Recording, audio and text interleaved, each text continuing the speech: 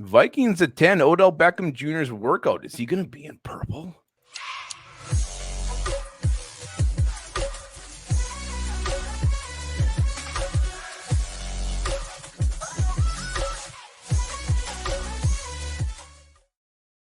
Oh, welcome back to Onebar and Lupagus Show. I'm Lupagus here with Onebar. Odell Beckham Jr. holds himself, I guess his personal own little pro day. When you're Odell Beckham Jr., you can do that kind of shit. And the Vikings were in attendance. What does this mean? We are going to talk about it right now. Yes, before we talk about that, hit that sub button. Let's do this. We're getting closer and closer. A lot of Vikings news going on, so hit that sub button. Do it now. So the Vikings absolutely were in attendance, but a lot of other teams were as well. Panthers, Giants, Patriots, Rams, his former team, Cardinals, 49ers, Bills, Chiefs, Browns, and the Ravens. So a good chunk of teams, but, I would have actually expected more teams. Lots of former teams. I think all of his former teams were there.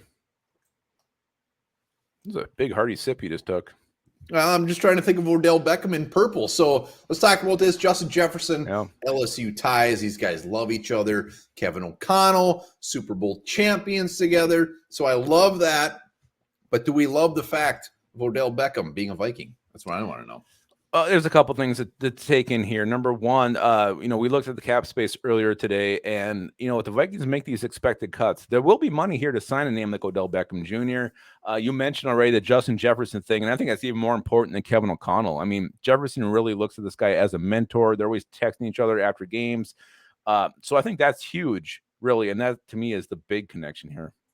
Yeah, I mean, connections are connections, but when it all comes down to it, is this team going to win a Super Bowl, and are they going to pay me a shit ton of money? So it's great that they're pals, but I'm not buying too much into that. I mean, I think Beckham, I think he's really looking for another Super Bowl ring, and he's going to look at the Vikings and say, look, are you guys going to get me there or not? And, it's tough to tell. Vikings make some big-ass moves.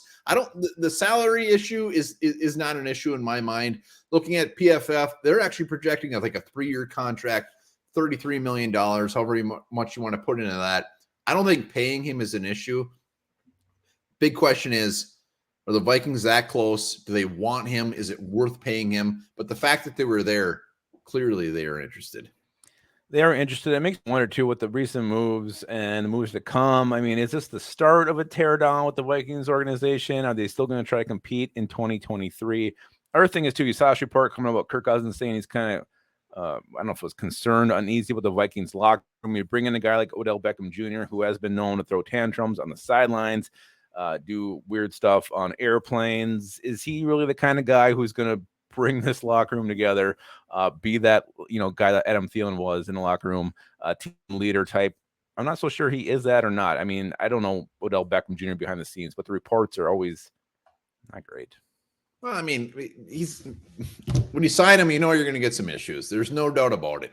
So if the way I see it, if the Vikings think that they can still compete this year and next year, go after them. Balls of the wall. We need wide receiver help. There's no doubt about it. We're going to be able to sign him and still be able to put pieces on the defense. I don't think we're in rebuilding mode whatsoever. The fact that we're scrapping some of this defense that ranked pretty much last anyways, who gives a shit? This is not rebuild mode. We have not touched offense except for Thielen. So if you bring in Beckham, this is a huge improvement. Our offense is going to get only better. And I think he's still got gas in the tank. Absolutely. I know he's 30 years old. I know he's had some injuries, but you put this guy out there at Jefferson, they're going to put up some serious points. Absolutely. Can't forget about TJ Hawkinson as well, KJ Osborne. There's a lot of weapons here, a lot of things for Kirk Cousins, a lot of guys, a lot of targets for him to throw the ball to. And you can't, triple team Justin Jefferson when you got Odell Beckham Jr. Lining up across from him. Yeah, the biggest issue for me is the competition. The other teams that were there, Bills, Chiefs, and the Ravens, teams that are going to be very sexy for Beckham to go to. And, look at the Chiefs. Mm-hmm. They got some good receivers, Patrick Mahomes, but he's going to be able to step in and be a potential number 1, number 2 right away, right off the bat. Bills go there with Stephon Diggs. Are you kidding me? I mean, he is going to just absolutely light it up. But Vikings in that beautiful dome, it is nice and cozy in there. It is nice and warm. We throw the ball a ton. You might be just looking at it and be like, you know what? Justin Jefferson, they're going to throw the ball 30 times a game. I'm going to get 1,300 yards, 14 touchdowns. It's going to be beautiful. Did the Bills rank first in overall team facilities and training staff? Did the Chiefs? No, they didn't. It was the Vikings.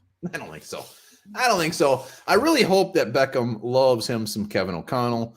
I hope he loves him some Odell Beckham. I hope Kwesi just knocks his socks off. But be very interesting to see what happens here. Yeah. Again, I mean, who knows? The Vikings are probably just doing their due diligence, but the fact they were there is reportable. That's why we're talking about it right now.